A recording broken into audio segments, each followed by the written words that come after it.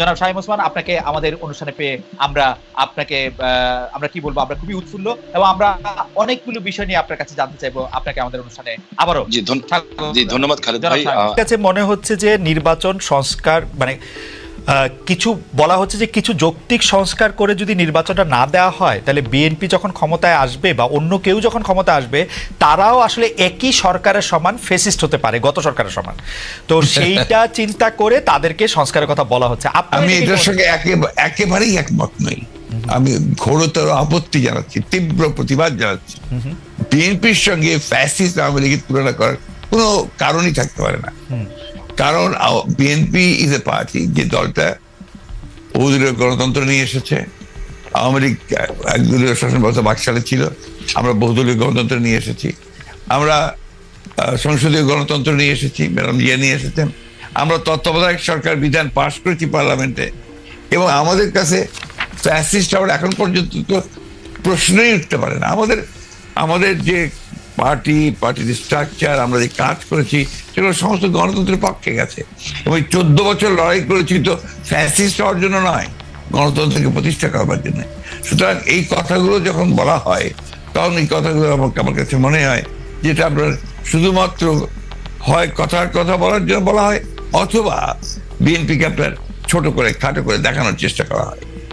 কিন্তু এইখানে তো পাশাপাশি আরো দুটো সত্য আছে। একটা সত্য হচ্ছে যে বিএনপিও তো আসলে ক্ষমতায় ভারসাম্যের কথা বলছে, এবং সেই ক্ষমতায় ভারসাম্যের কথা বলতে গিয়ে এই প্রধানমন্ত্রী, উপপ্রধানমন্ত্রী, রাষ্ট্রপতি, উপরাষ্ট্রপতি জাতীয় সংস্কারের কথা বলছে। এই বিষয়টি যেমন আছে, এবং বিএনপিও রাষ্ট্র ক্ষমতায় ছিল, তখনও বিএনপিতে আসলে ক্ষমতার ভারসাম্য আছে কিনা সেটা নিয়ে প্রশ্ন উঠেছে। আবার আপনি যদি আমাকে অনুমতি দেন, আমি বলবো যে বিএনপির একজন খুব গুরুত্বপূর্ণ শীর্ষস্থানীয় নেতা জনাব মওদুদ আহমেদ, আমি তাকে কোট করছি, তিনি লিখেছিলেন, আমরা ক্ষমতায় গেলে বিএনপি সাফল্য হবে আরও কম, কারণ দলটি শাসন কৌশলে কোনো উন্নতি হয়নি, দলটিতে নেই কোনো আত্মোপলব্ধি এবং আত্মসংশোধন শব্দ দুটির অস্তিত্ব। অর্থাৎ এরকম কথা কিন্তু আছে। মওদুদ আহমেদের কথাই যে আপনার চূড়ান্ত কথা তা তো নয়। জি, মওদুদ আহমেদ তার দৃষ্টিকোণ থেকে তিনি ওই কথাগুলো বলেছেন। আমি তো মনে করি যে কথাগুলো সঠিক নয়। বিএনপি একটা পার্টি, যে পার্টিটা আপনাকে গণতন্ত্রকে রিইন্ট্রোডিউস করেছে, মাল্টি পার্টি সিস্টেম ইন্ট্রোডিউস করেছে, যেটা আগে আমি বললাম, আর রিপিট করতে চাই না। তো বিএনপিকে ওই দলের সঙ্গে বা ফেডারেশনের সঙ্গে তুলনা করাটাকে আমি মনে করি এটা একটা সঠিক তো নয়। আমি মনে করি এটা একটা উদ্দেশ্য প্রণোদিত। শামীম ভাই, গত কয়েকদিন ধরে যেটা হয়েছে যে আমাদের প্রধান সংবাদে পরিণত হয়েছে ধর্ষণ এবং এই সংক্রান্ত সহিংসতা। আপনি বক্তৃতায় বলেন আপনার চেয়ে বড় মাস্তান আর নাই, অন্য দলকে সামলাতে পুলিশ বা অন্য বাহিনীর দরকার নাই আপনার, আপনি তো একা নন, নিশ্চয়ই বাংলাদেশের সবগুলি জায়গায় আপনার মতো এরকম, আমি যদি মাস্তান শব্দটি ব্যবহার নাও করি, এরকম রয়েছে। তারপরও এই ধর্ষণ এবং এই সংক্রান্ত সহিংসতা কেন হচ্ছে? আমি না থাকলে দেশে কিচ্ছু হবে না, কিচ্ছু হবে না। খালেদ ভাই, হয়তো আপনার কাছে একসময় মনে হবে আরে শামীম ভাইয়ের সাথে কথা বলছিলাম, লোকটা ভালো ছিল কিংবা খারাপ ছিল, একটা কমেন্টস করবেন। বাট ফর দিস কান্ট্রি আমার মনে হয় যে আমরা শেখ হাসিনাকে দরকার, এবং দরকার আমাদের আগামী প্রজন্মের জন্য, আপনার আমার সন্তানের জন্য। বঙ্গবন্ধুকে হারিয়ে আমরা অনেক পিছিয়ে গেছি, এখন ওনাকে দরকার। আমি বলতে চাচ্ছি যে একজন সাধারণ মানুষ হিসাবে, একজন কন্যার বাবা হিসাবে, একজন মায়ের সন্তান হিসাবে, একজন স্ত্রীর স্বামী হিসাবে, একজন বোনের ভাই হিসাবে, এবং আমি মনে করি আমি আর আপনার অনুভূতির মধ্যে এখানে কোনো পার্থক্য নাই, যারা আমরা মনুষ্যত্ব নিয়ে চলি। আপনি আপনার জায়গা থেকে মনুষ্যত্ব নিয়ে আজকে এই ব্যাপারে লড়াই করছেন, কথা বলছেন, আমি আমার জায়গা থেকে মনুষ্যত্ব নিয়ে এই জায়গায় লড়াই করছি। আর সেই মনুষ্যত্ব থেকে একজন পুরুষ হিসাবে আমি প্রথমেই ক্ষমা চেয়ে নিচ্ছি সারা পৃথিবীতে, এবং বিশেষ করে বাংলাদেশে যারা ধর্ষিত হয়েছেন এই পুরুষ সমাজ দ্বারা এবং নিগৃহীত হয়েছেন। আমি সেই সকল মানুষের কাছে, পুরুষ সমাজের হয়ে আমি তাদের কাছে বিনীতভাবে ক্ষমা চেয়ে নিচ্ছি। যে যাদের উপরে ঘটছে, তাদের যে আত্মচিৎকার, তাদের যে মানে মনের ভিতরে ক্ষোভ, তাদের যে সম্ভ্রমহানি, যে কতটুকু নির্দয়ভাবে তাদেরকে ধর্ষিত হতে হয়, যার কারণে অধিকাংশ ধর্ষিতাই কিন্তু শেষ পর্যন্ত নিজের জীবনটাকেই ছেড়ে দিতে হয়, এবং অনেকেই শুধু ধর্ষিত তো দূরের কথা, ইভটিজিং এর কারণেও কিন্তু পৃথিবীতে বহু মানুষকে, এবং বাংলাদেশেও আমরা দেখেছি অনেকে কিন্তু আত্মহত্যার পথও বেছে নিতে হয়। আচ্ছা,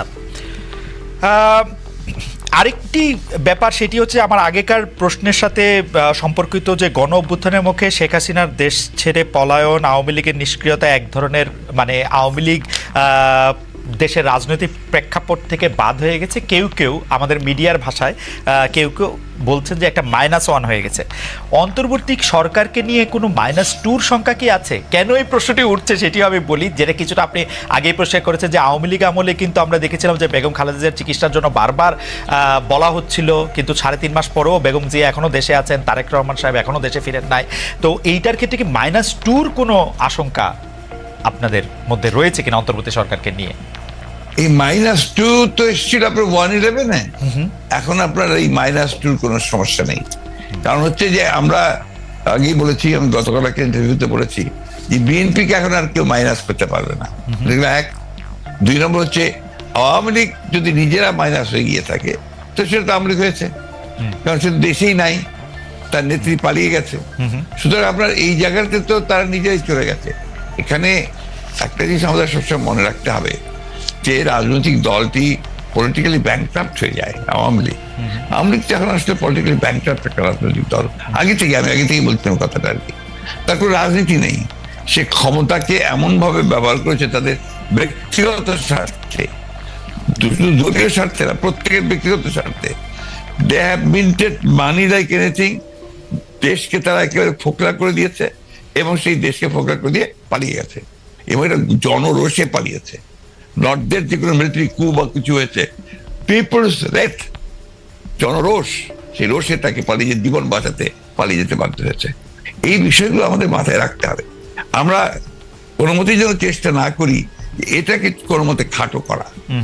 the fascist Awami League regime এতে বাধ্য হয়েছে দেশ থেকে পালিয়ে যেতে জনরোষে। ওকে,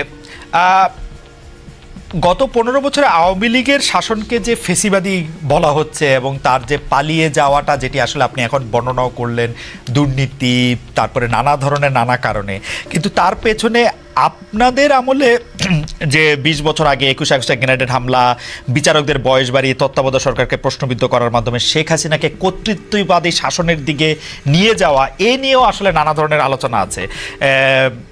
এই দুটি ঘটনা যদি হাইন্ডসাইট আপনি একটু দেখেন, যে মানে যেগুলি হচ্ছে ক্রাইমের ঘটনা, অর্থাৎ হচ্ছে 21 আগস্টের গ্রেনেড হামলা, 10 ট্রাক অস্ত্র, আবার অন্যদিকে তত্ত্বাবধায়ক সরকার ব্যবস্থাটাকে একটা এরকম জায়গায় নিয়ে যাওয়া, এই দুটিকে আপনি আপনার মূল্যায়ন আমরা একটু শুনতে চাই। যে দুটি আপনার 21 আগস্টের যে ঘটনা, এই ঘটনার সঙ্গে বিএনপিকে জড়িত করা এবং বিশেষ করে তারেক রহমান সাহেবকে জড়িত করা, এটা পুরোপুরি ভাবেই রাজনৈতিক উদ্দেশ্য প্রণোদিত। এটা কোনো মতেই বিএনপি এর সঙ্গে জড়িত তো নয়ই, বরঞ্চ আমি মনে করি যারা বিএনপিকে শত্রু হিসেবে চেনে তারা জড়িত, এবং এখানে বেনিফিশিয়ারি কারা হয়েছে সেই বিষয়টা আমাদেরকে অবশ্যই লক্ষ্য রাখতে হবে। 21 আগস্টের মামলায় who was the beneficiary? Beneficiary was Awami League. কারণ বিএনপি ক্ষমতায় থেকে সে এমন কোনো ঘটনা ঘটাবে কেন যে ঘটনাটা তার বিপক্ষে যাবে? এটা গেল 1 নম্বর। আর আপনি যে প্রসিডিংস গুলো দেখেন সমস্ত, আপনি তো একসময় বিচার বিভাগের মানুষ ছিলেন, দেখবেন যে তারেক সাহেবকে এখানে জড়িত করা হয়েছে 4টা আপনার আইও চেঞ্জ করার পরে। সর্বশেষ যে আইও নিয়ে আসা হয়েছে সে হচ্ছে আওয়ামী লীগ দলীয় ভুক্ত কাহার এখন যে আপনার নিজে থেকেই তাদের নির্দেশে সে এই চার্জশিটটা করেছে, যেটা কোনো সম্পর্ক নেই। অন্যদিকে যে আপনার মূল আসামি ছিল, ভদ্রলোকের নাম আমি বলে যাচ্ছি, মৌলানা মুফতি মোহাম্মদ, তিনি তাকে দিয়ে 164 দিন তাকে টর্চার করে তাকে দিয়ে একটা আপনার স্টেটমেন্ট করিয়ে নিয়েছিল। পরে দেখা গেছে যে উনি নিজেই সেটাকে আবার ভোগ করেছেন, বলেছেন যে এটা আমাকে টর্চার করে নেওয়া হয়েছে। এবং দেখেন কিভাবে কি মারাত্মক ঘটনা, কোথায় চলে গিয়েছিল সবকিছু। এবং he was hang before the trial was complete. তো যে প্রধান আসামি তাকে আপনি আগেই অন্য একটা মামলাতে জুড়িয়ে দিলেন যাতে আসল সত্যটা বেরিয়ে নিয়ে আসে। তো এই কথাগুলো কিন্তু কেউ আপনার ইনভেস্টিগেটিভ জার্নালিজম করে না, যার ফলে এই বিষয়গুলো আসে। আপনারা পলিটিক্যাল জিনিসটাকে নিয়ে চেষ্টা করেন, ওটা why did you go deep into it? আমি বলি, শেষ করি প্লিজ। জি প্লিজ ইনভেস্টিগেটিভ জার্নালিজমটা সিরিয়াসলি করেন এবং এটাকে ফাইন্ড আউট করেন যেটা আসলে ব্যাপারটা কি ছিল। সেটা করছেন না, করছেন যে বিএনপি কিন্তু সব করার জন্য করছেন। এটাকে আমি মনে করি এটা এক ধরনের রাজনৈতিক উদ্দেশ্য প্রণোদিত। ওকে।